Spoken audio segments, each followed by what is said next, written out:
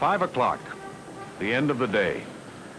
An hour when most of us haven't much on our minds, except getting home to our families as fast as we can. But even at a time like this, you can run into something that makes a man stop and think.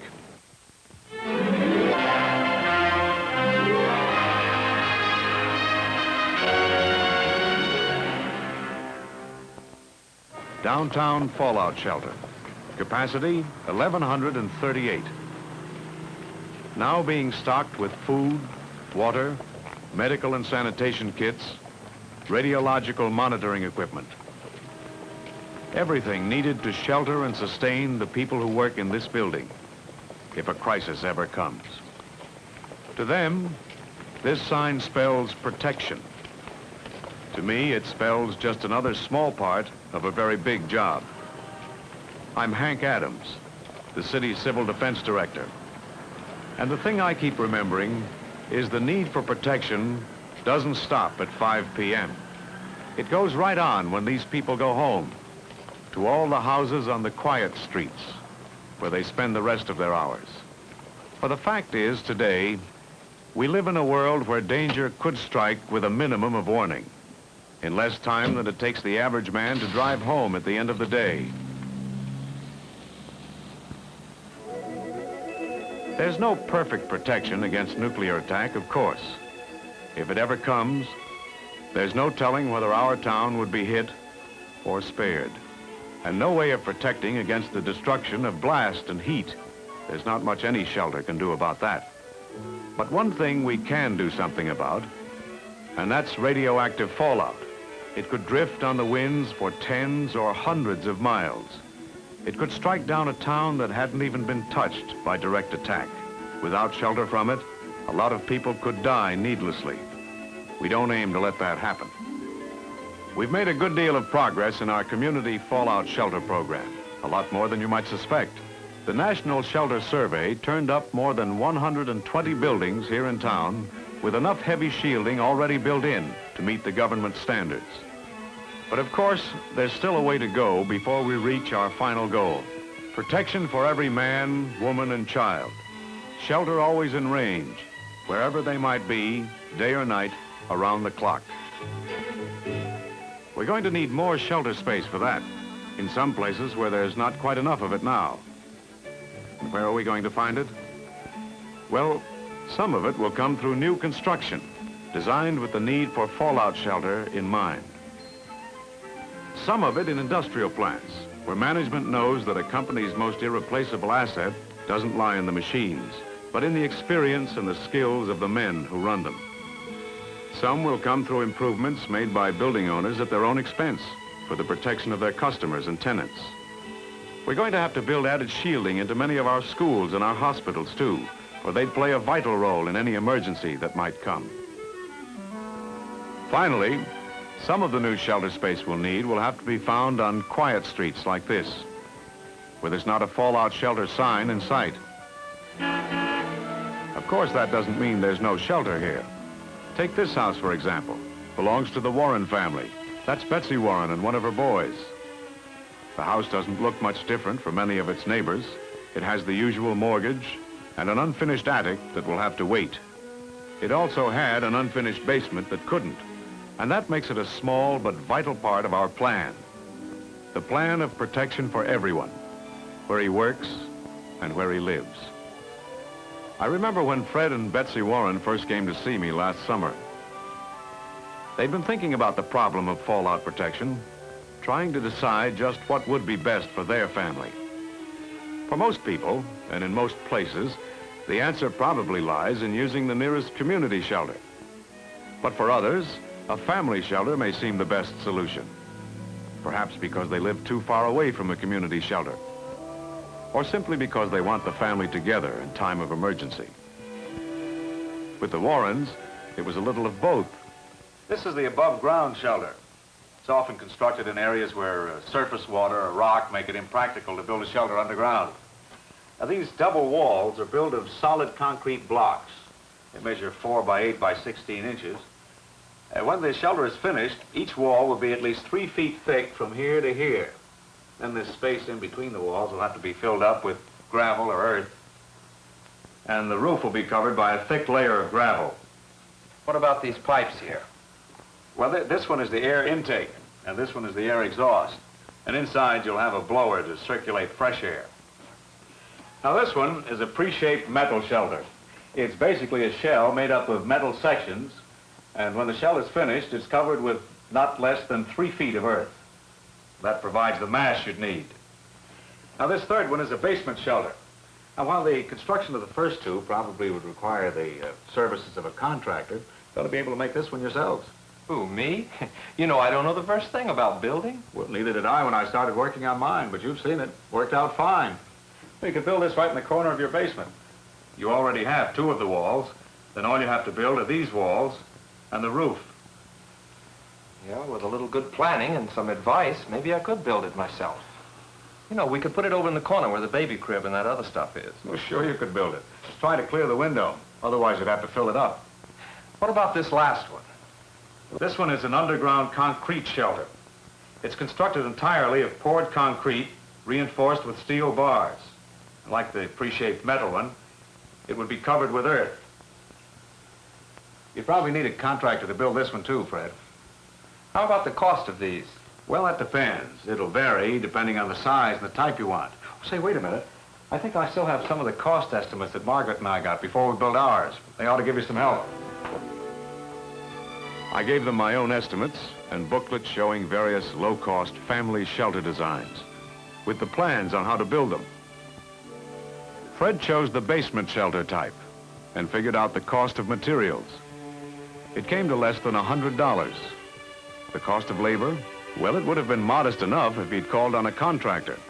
But in Fred's case, it came to exactly nothing since he decided to build it himself, and he had 2 willing young helpers. Nails, bolts. Looks like we're all set. Okay, you fellas can mix some mortar while I start in on these guidelines. Okay, Dad. Come on, Bob.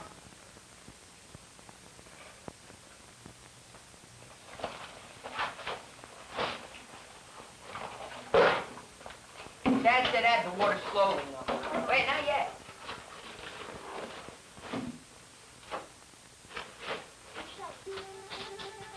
The easiest way to make a straight line is to use a chalked string. The boys used a pre-mixed mortar. All they had to do was add water and stir.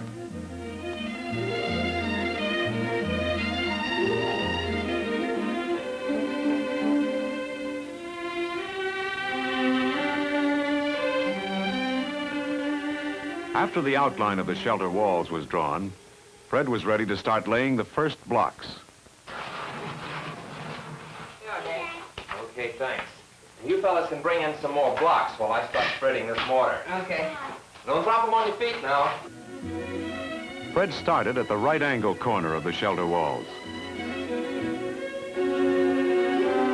He spread enough mortar to ensure a good, solid joint between the floor and the blocks.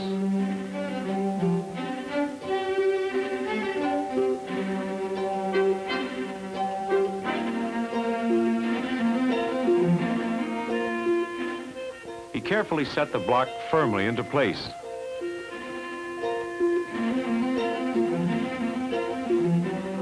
Then he checked to make sure the block was level. Adjustments were made while the mortar was still wet.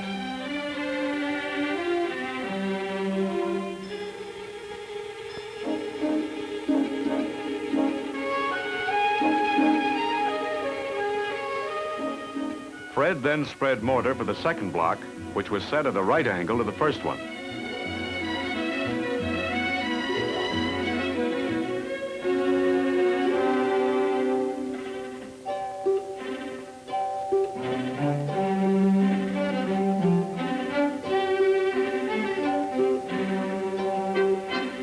Before laying the block, he spread mortar on one end. This ensured that the space between the blocks would be well filled with mortar.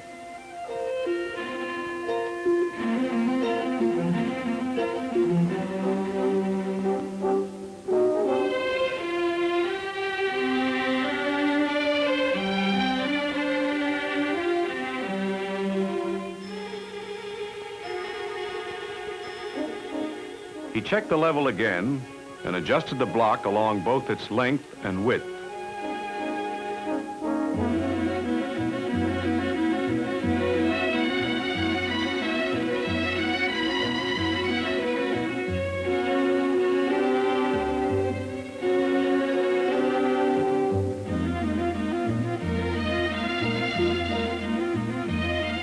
He used a carpenter's square to make sure the two blocks formed a true right angle. Fred had extended the shelter walls along the chalk lines on the floor. The first course now was completed. Fred returned to the right angle corner to start the second course.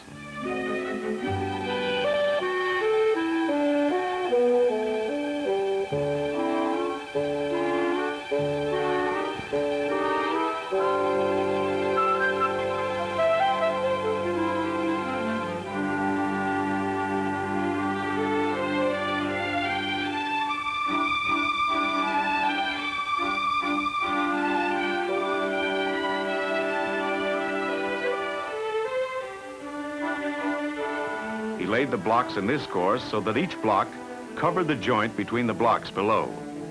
The slight excess of mortar showed Fred he was using enough.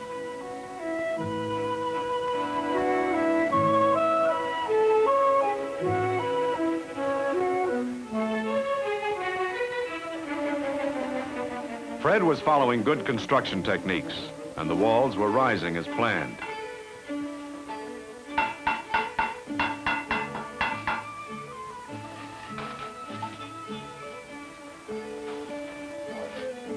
He'd now built the right angle corner 6 courses high.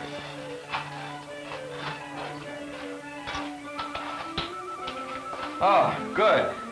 You fellas keep the blocks coming. I'm going to set up this wall guideline. Okay.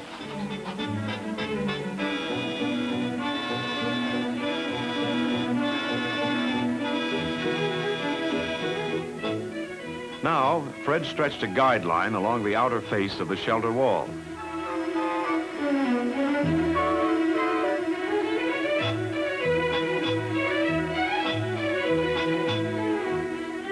This helped him place the next blocks correctly.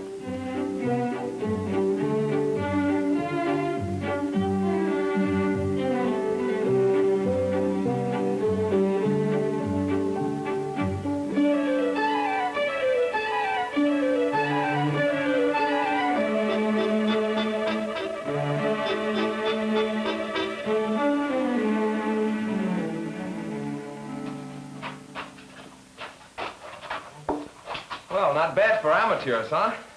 I'll say. What about that Hi, corner? Bets. Hi.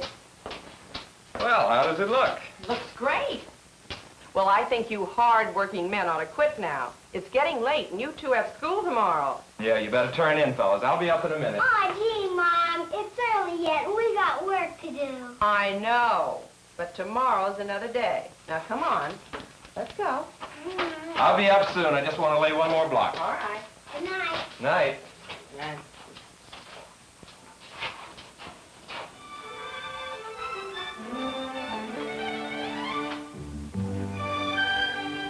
While Fred and the boys were busy on the construction, Betsy had been planning the food stock to be kept in the shelter. She chose food that included as many family favorites as possible. She had to stock enough food and other supplies in the shelter to last the family at least 2 weeks. To avoid staleness and spoilage and possible waste, these foods should be rotated into her regular menus every few months and replaced with fresh shelter supplies.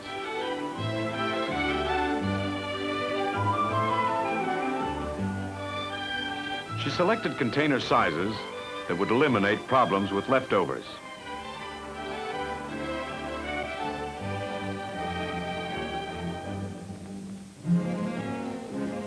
Fred and the boys had already spent several evenings on the shelter, and now the walls were definitely taking shape.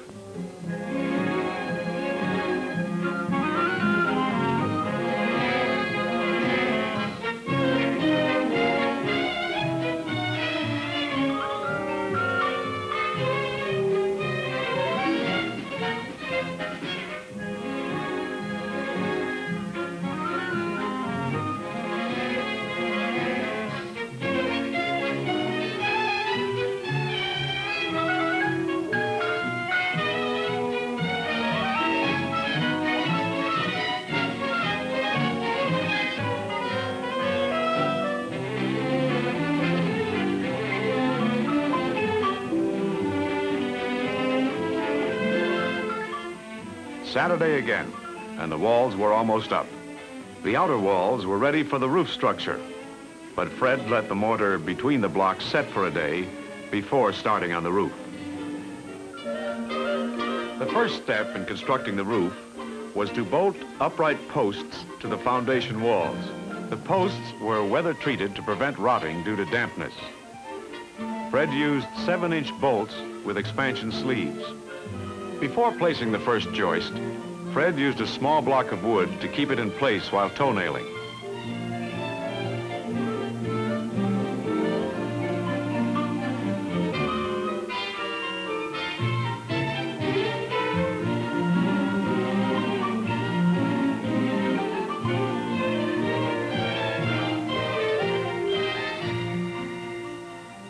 Fred slid the double joist over the walls at the entrance to the shelter. Okay, Larry, go in the shelter and I'll pass this over to you. Right. Easy now.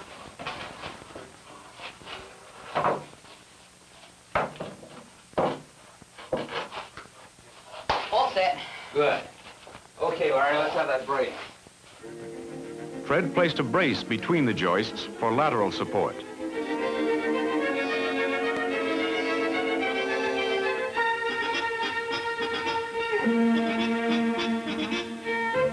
He toe-nailed the end of the joist to the wall beam.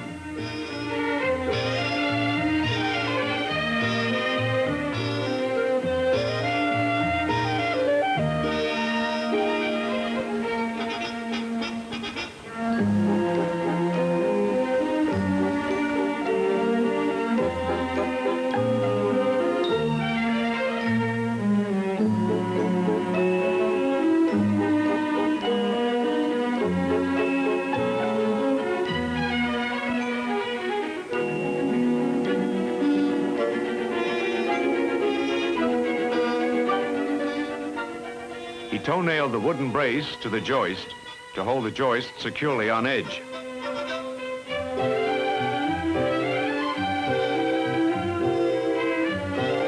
The same procedure was followed with the next joist.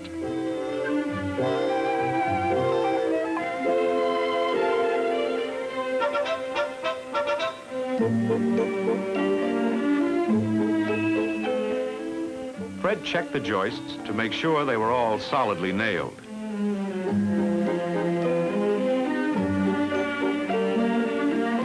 Braces were also placed between the joists where they passed over the shelter wall, one on the inside, one on the outside. This formed a wooden box. Fred then filled the box with mortar to make this space sufficiently dense.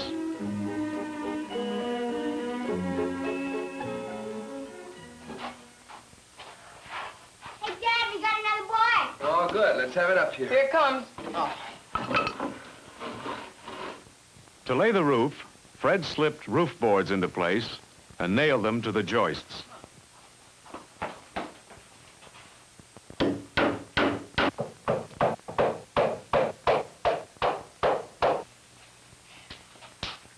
Oh, here, pick this one up and we'll bring it over there. All right. Okay?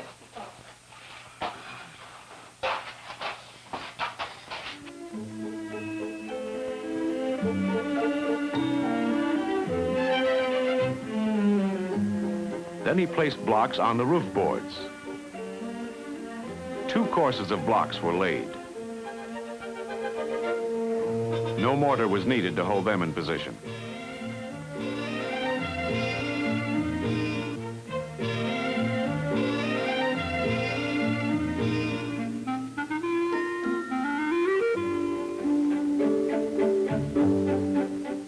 Before the roof could be completed, the exposed ends of the joists had to be covered with blocks.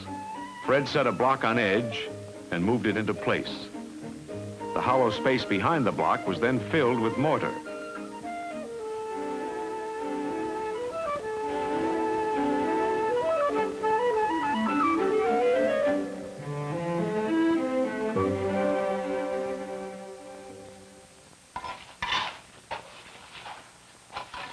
Okay. Block, Dad. Why don't you kids wait upstairs for Mom? She'll be home in a few minutes. Have a glass of milk and rest a while. I'll finish up here. Okay, see you later, Dad. Right.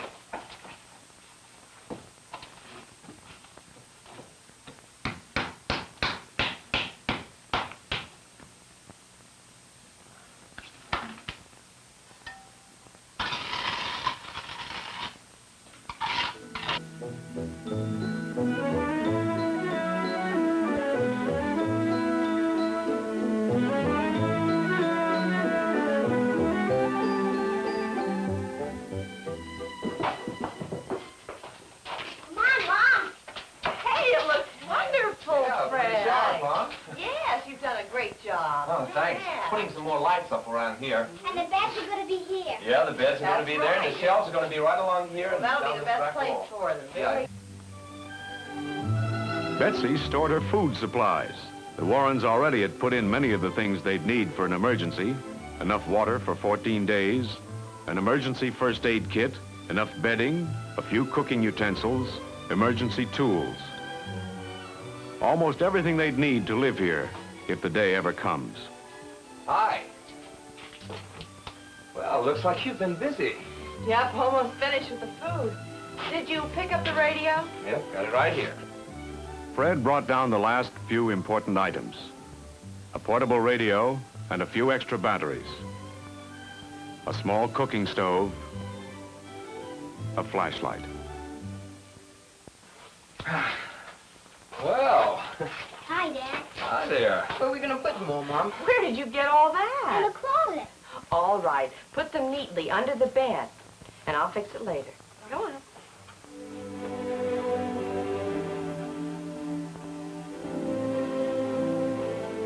You look at the Warren house, and it doesn't look any different than it did before. Just an ordinary house on a quiet street. But something's been added. Something that could be important. A well-stocked family fallout shelter. A small but useful addition to our overall community shelter plan. The plan of protection for everyone. Not only where he works, but where he lives. Like all Americans, the Warrens hope the time never comes when it must be used. But if it's needed, it'll be there.